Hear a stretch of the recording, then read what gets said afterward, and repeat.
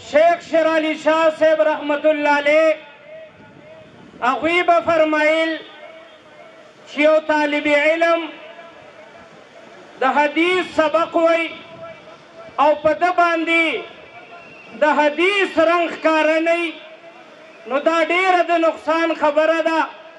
په طالب حدیث به د حدیث رنګ ښکاري او په طالب تفسیر به د تفسیر رنګ ښکاري.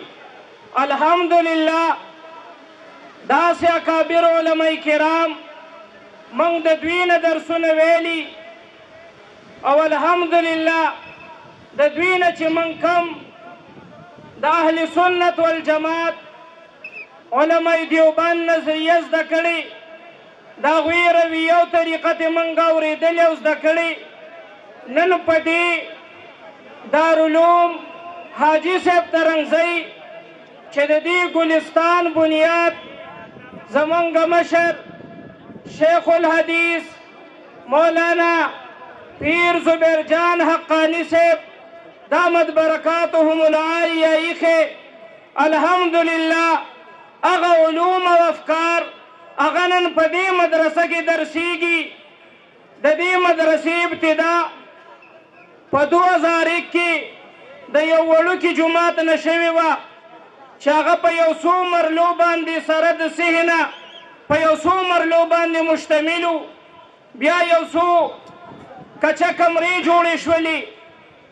بیا وخت په وخت الله پاک دې ته ترقي ورکوله او نن الحمدلله تاسو وینئ چې دا تقریبا 30 کناله کې دا عظیمه جامعه ده او نن ډیره زیاته د خوشحالۍ ورځ ده چې الحمدلله اولې درجې نه واله دویمه درجه دریمه درجه تر د دور حدیثه پورې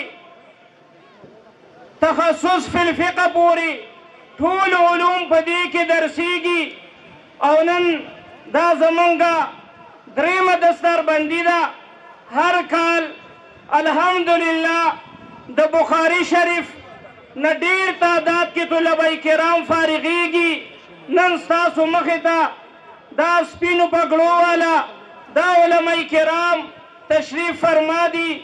دې سخت کال دلته دور حدیث نه ختم بخاري شریف نه فارغ شو، تخصص فی الفقه نه فارغ شو او الحمدلله هر کال په سوونو طلبه په دې کې سبقونه وی د باجوړ د کرک وزیرستان بونیر صوابی مردان مومن مختلفو ضلعونه سواتنا او بیا خاص کر د ضلع چرسدی کثیر تعداد کې طلبه کرام الحمدلله د دې ځای نه فیضیاب شوي دي او الحمدلله دا سلسله په مخ په وړاندې باندې روانه ده او الحمدلله دا نورم سیوا کیږي.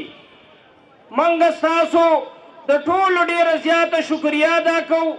موږ چې کوم انتظامات کړي هغه یقیني موږ چې دا دومره کثیر تعداد ولیده او دومره ګڼ تعداد کې تاسو د مینې محبت اظهار وکړو تشریف هم راوړو هغه انتظامات ټول په هغې باندې ناکامه شو.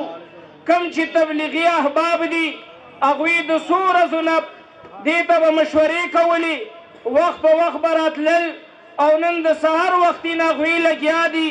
زمونږ طلبه کرام او د دې ترنګزو د علاقې مختلفو محلو تنګینه ځوانان ستاسو په خدمت کې لګیا دي. انتظامیې والا راغلي دي سالاران د جمعیت علماء اسلام هغوی لګیا دي خو چې کله رش ډیر زیات شي نو یقینا هغې کې بدنظمي م راځي په هغې کې بې ترتیبي م راځي.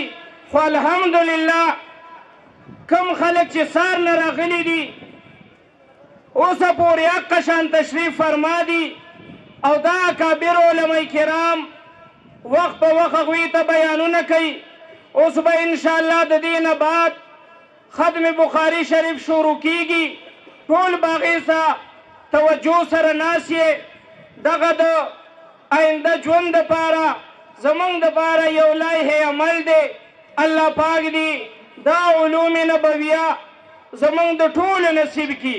کوم چې د دې ځای فضلا دي ستاسو مخې ته تشریف فرما دي، الله پاک دی دا علوم نبویه په اطرافو د عالم کې د دوی نه خواري کړي او ستاسو دا مینه ستاسو دا محبت علماء کرامو سره الله پاک دی د دې په برکت لوی لوی محدثین ستاسو په کورونو کې پیدا کړي.